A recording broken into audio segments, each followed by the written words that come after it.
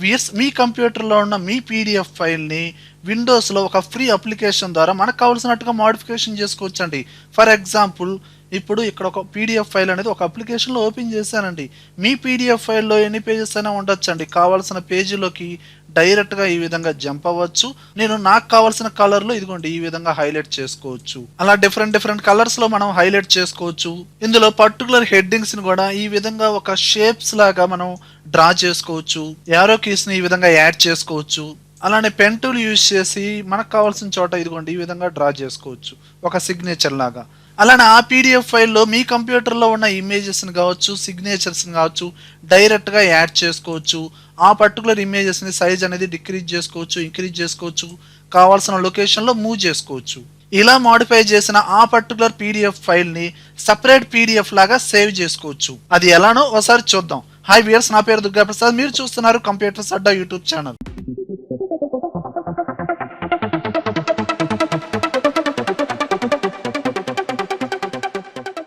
చూడండి వ్యూయర్స్, మన పీడిఎఫ్ ఫైల్ని ఈ విధంగా మోడిఫికేషన్ వర్క్ చేయాలంటే మనం యూజ్ చేసే అప్లికేషన్ ఏంటంటే డ్రాబోర్డ్ పీడిఎఫ్. ఇది మీరు విండోస్ 10 ఓఎస్ కనుక వాడుతున్నట్లయితే మీకు స్టోర్ అనే ఆప్షన్ ఉండిద్దండి. మీరు స్టార్ట్ బటన్లోకి వెళ్ళండి, డైరెక్ట్గా మైక్రోసాఫ్ట్ స్టోర్ అనే ఆప్షన్ ఉండిద్దండి. ఇక్కడ డైరెక్ట్గా ఆ పర్టికులర్ అప్లికేషన్ని సెర్చ్ చేయండి, డ్రాబోర్డ్ పీడిఎఫ్. ఇదిగోండి డ్రాబోర్డ్ పీడిఎఫ్. ఇది కంప్లీట్గా ఫ్రీ అప్లికేషన్ అండి. డైరెక్ట్గా క్లిక్ చేసి ఇన్స్టాల్ చేసుకోండి. ఓకే, ఇప్పుడు డైరెక్ట్గా సాఫ్ట్వేర్ ఓపెన్ చేద్దాం. మనం ఇన్స్టాల్ చేసిన సాఫ్ట్వేర్ అనేది డెస్క్టాప్ మీద లేకపోతే డైరెక్ట్గా స్టార్ట్ బటన్లోకి వెళ్ళండి. ఇక్కడ ఇన్స్టాల్ చేసిన సాఫ్ట్వేర్స్ ఉంటాయి కదండి. ఇదిగోండి డ్రాబోర్డ్ పీడిఎఫ్. ఈ అప్లికేషన్ నేను క్లిక్ చేశానండి. మీరు ఇలా ఓపెన్ చేసేటప్పుడు కొన్ని లాగిన్ డీటెయిల్స్ అడిగిద్దండి, వాటిని స్కిప్ చేయండి. ఓకేనండి.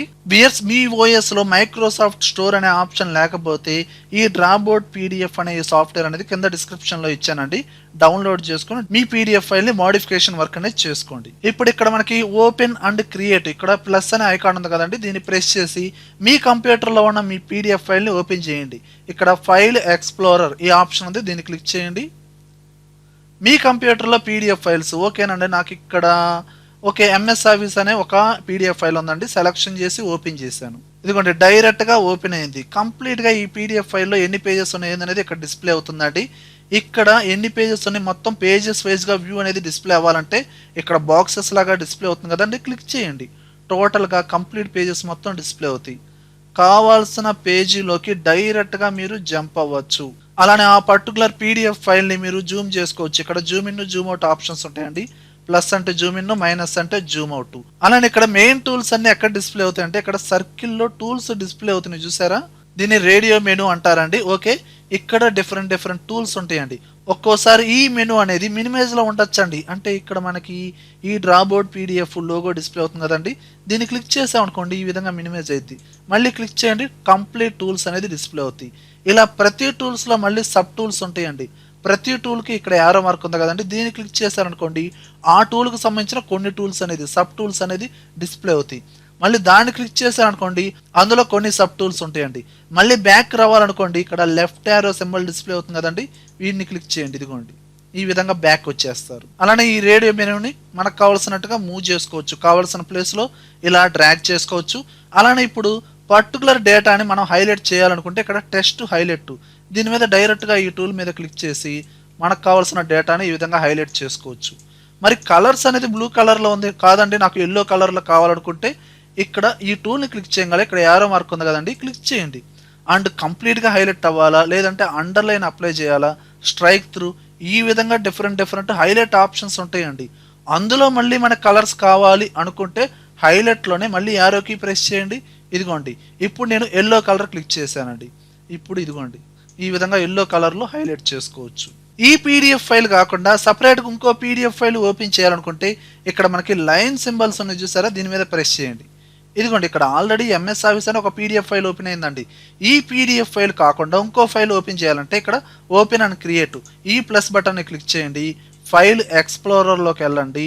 మీ కంప్యూటర్లో ఇంకో పీడిఎఫ్ ఫైల్ ఉండేది కదండి, ఆ పీడిఎఫ్ ఫైల్ని సెలెక్షన్ చేసి ఓపెన్ చేయండి. ఇదిగోండి డైరెక్ట్గా ఓపెన్ అయ్యింది. ఇదిగోండి ఇక్కడ టోటల్గా 2 పీడిఎఫ్ ఫైల్స్ ఉన్నాయండి.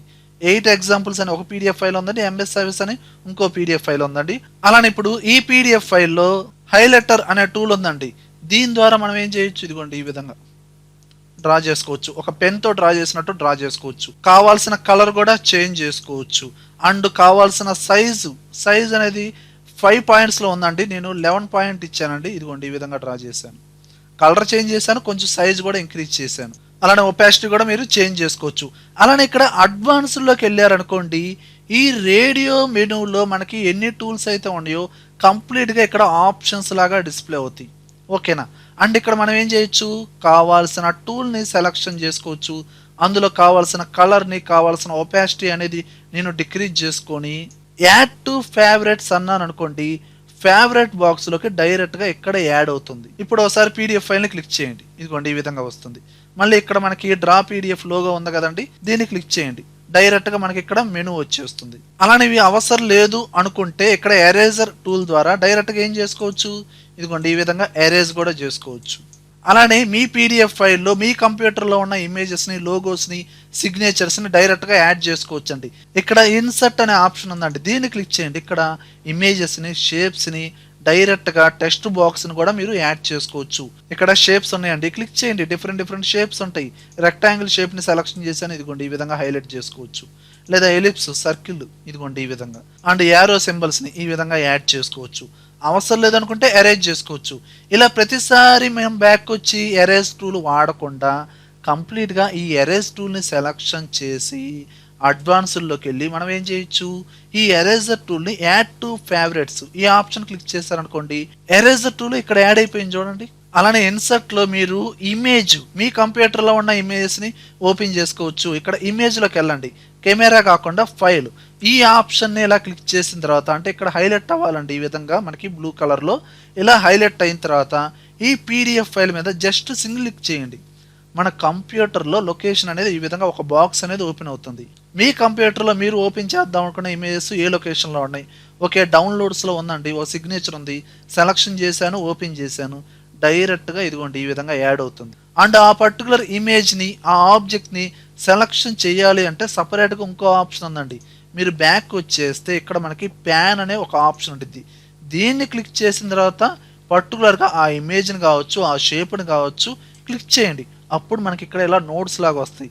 ఇప్పుడు కార్నర్లోకి వెళ్ళి ఇలా సైజ్ అనేది మీరు డిక్రీజ్ చేసుకోవచ్చు, ఇంక్రీజ్ చేసుకోవచ్చు. మనకు కావాల్సిన ప్లేస్లో ఈ విధంగా మూవ్ చేసుకోవచ్చు. కంట్రోల్-C, కంట్రోల్-V, కాపీ పేస్ట్ కూడా చేసుకోవచ్చు. అవసరం లేదనుకుంటే డిలీట్ చేసుకోవచ్చు. అండ్ ఎవ్రీ టైం ఈ ప్యాన్ టూల్ అవసరం అవుతుంది కాబట్టి మీరేం చేస్తారు, అడ్వాన్స్లోకి వెళ్ళి ఈ ప్యాన్ టూల్ని సెలెక్షన్ చేసి యాడ్ టు ఫేవరెట్స్ అనండి, ఫేవరెట్స్లోకి యాడ్ అయిపోతుంది. అలానే మనం ఏదైనా కంటెంట్ని ఈ విధంగా హైలైట్ చేసామనుకోండి, మనం ఎరేజర్ టూల్తో ఎరేజ్ చేయలేమండి. ఇలా హైలైట్ చేసిన ఆ కలర్ని ఎలా రిమూవ్ చేయాలంటే మీరు ప్యాన్ టూల్ని సెలెక్షన్ చేసి జస్ట్ సింగిల్ క్లిక్ చేయండి. అప్పుడు మనకి ఇలా బ్లింకింగ్ సెలెక్షన్ లాగా వస్తుంది. ఇప్పుడు మీరు కీబోర్డ్లో డిలీట్ అనండి, డిలీట్ అవుతుంది. ఓకేనా.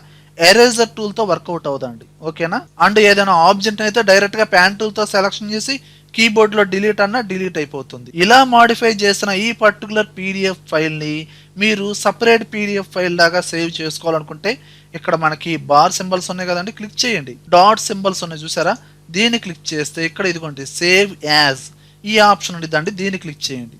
ఇప్పుడు మీ కంప్యూటర్లో మీకు కావాల్సిన లొకేషన్లో మీకు కావాల్సిన నేమ్తో డైరెక్ట్గా సేవ్ చేసుకోండి. అలానే మీరు ఓపెన్ చేసిన ఈ పీడిఎఫ్ ఫైల్ని వాటి యొక్క లేఅవుట్ ఆప్షన్స్ కూడా మీరు చూసుకోవచ్చండి. ఇక్కడ ఈ డాట్ సింబల్ క్లిక్ చేసిన తర్వాత అక్కడ ట్యాబ్స్ అనే ఆప్షన్లోకి వెళ్తే వ్యూ అండ్ లేఅవుట్ ఈ ఆప్షన్స్లోకి వెళ్ళండి. ఇక్కడ సింగిల్ పేజీ మాత్రమే డిస్ప్లే అవుతుంది. డబుల్ పేజీ అన్నారనుకోండి 2 పేజెస్ డిస్ప్లే అవుతాయి.